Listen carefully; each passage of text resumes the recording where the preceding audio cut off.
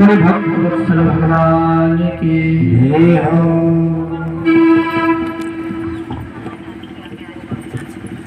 तो आज तो भगवान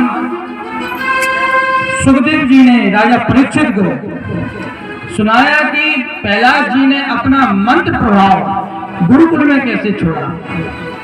आज जैसे भैया अंध और बधिर दोनों गुरु जैसे आश्रम में आए, उन्होंने देखा कि भाई यहाँ तो हमारी विद्या फैल है और प्रहलाद ने तो दूसरा ही रंग चढ़ा दिया है लोगों के ऊपर, सबको डांटा फटकारा और राज से हिरण्यकशिपु को संदेश आया कि मेरा पुत्र मेरे पास लाया जाए।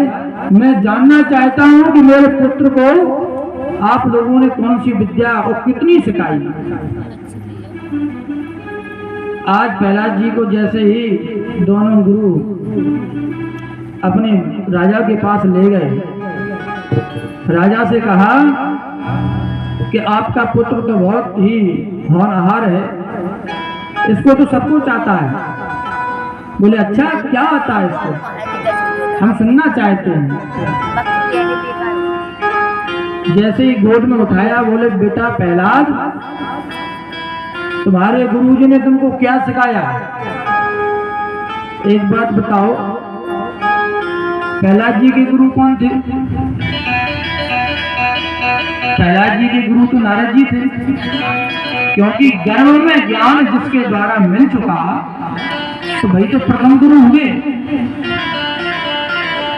तो वो जानना चाहते थे कि हमारे गुरुकुल में दैत्यों का कुल है ना, दैत्यों का स्कूल था, उसमें क्या सिखाया। अब भैया प्रहलाद जी बोल पड़े, श्रवणं कीर्तनं विष्णु स्मरणं पादसेवनं अर्चनं वंदनं दास्यं सत्मयात्मनिवेदनम्। प्रहलाद जी ने समझाया कि श्रवण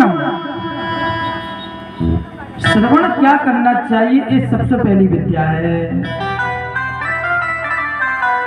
प्रहलाद जी ने कहा कि श्रवण क्या करना है, ये सबसे पहले समझो।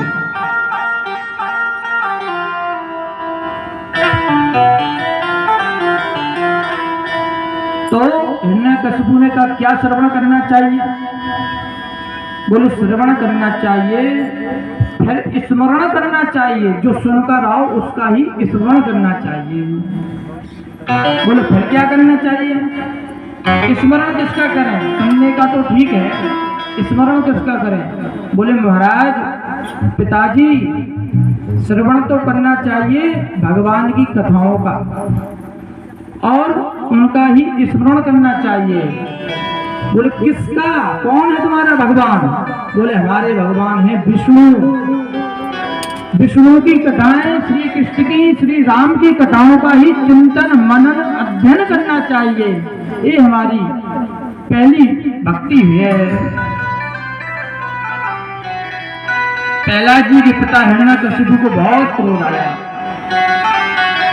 गुरु को फटकारा, कैसी भक्ति सिखाई है, क्या सिखाया है, इनको ले जाओ फिर से सिखा के लाओ। भाई कुछ दिन बाद फिर लेकर आए, क्या सीखा। बोले महाराज पिताजी उस दिन तो हमने केवल 2 या 3 ही भक्ति सीख पाई थी, आज तो हमने नवदा भक्ति सीख ली है। नवदा भक्ति के बारे में पिताजी को समझाने लगे। और बाबा गोस्वामी तुलसीदास जी कहते हैं नवदा भक्ति के बारे में, प्रथम भगते संतन कर संगा, प्रथम भगते संतन कर संगा,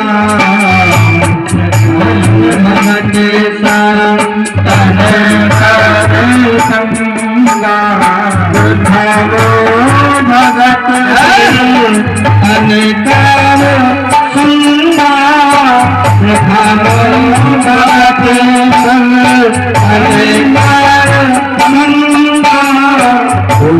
शरण तेरा कथा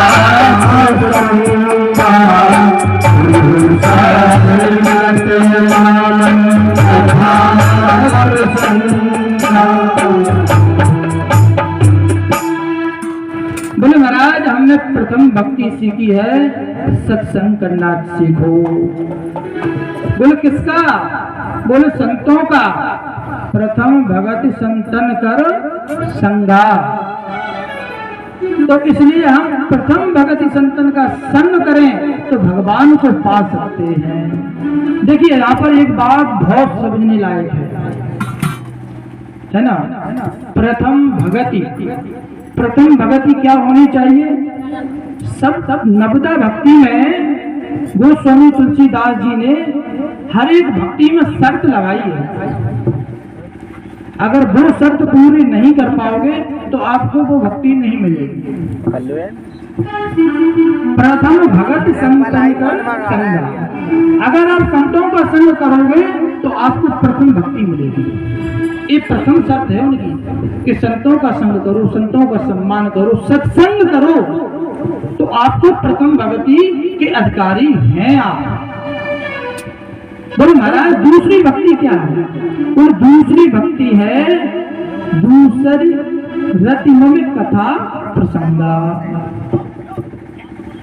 बोले महाराज दूसरी भक्ति ऐसी होनी चाहिए जैसे एक प्रेमी को प्रेम करता है।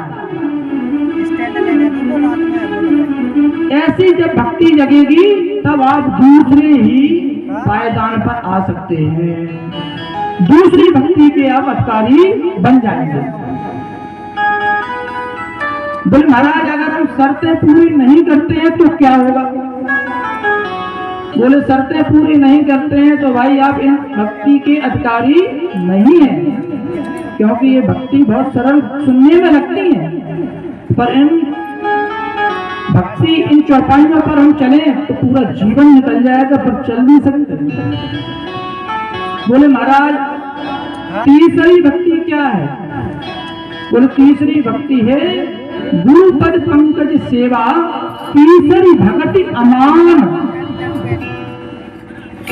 बोले महाराज ये तो बहुत सरल होगी, क्योंकि गुरुपद पंकज सेवा, इनकी सेवा ही तो करना है। बोले नहीं, इनकी सेवा करना तो सब कुछ चाहता है, पर एक मान रहता है कि हमारे गुरु, हम उनकी सेवा, हम तो उनके पिए हैं भाई।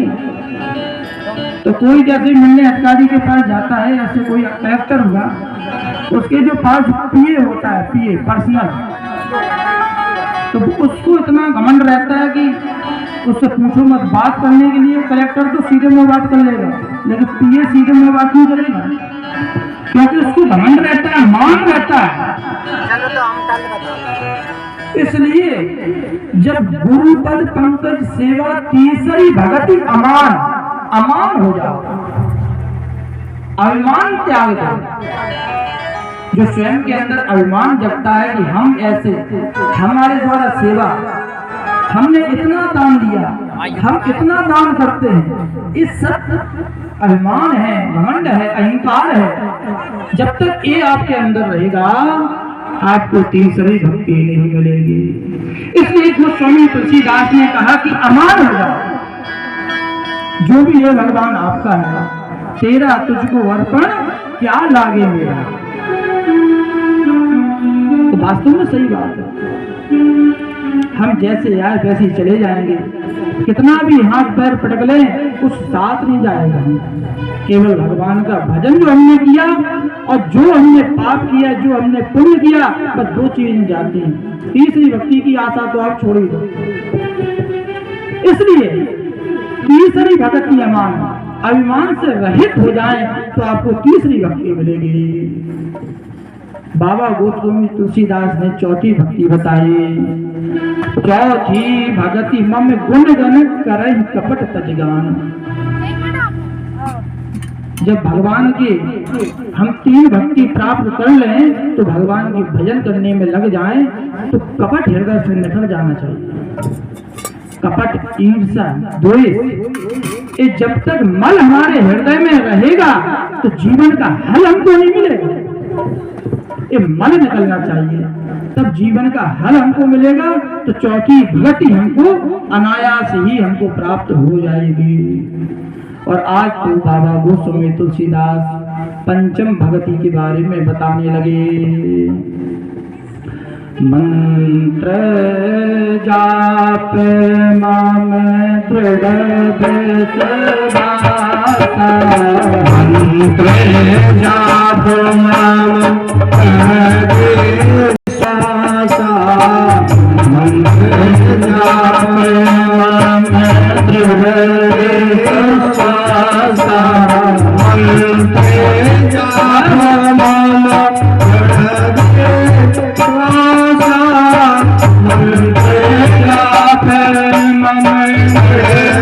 विश्वास मंत्र जाप मम दृढ़ विश्वास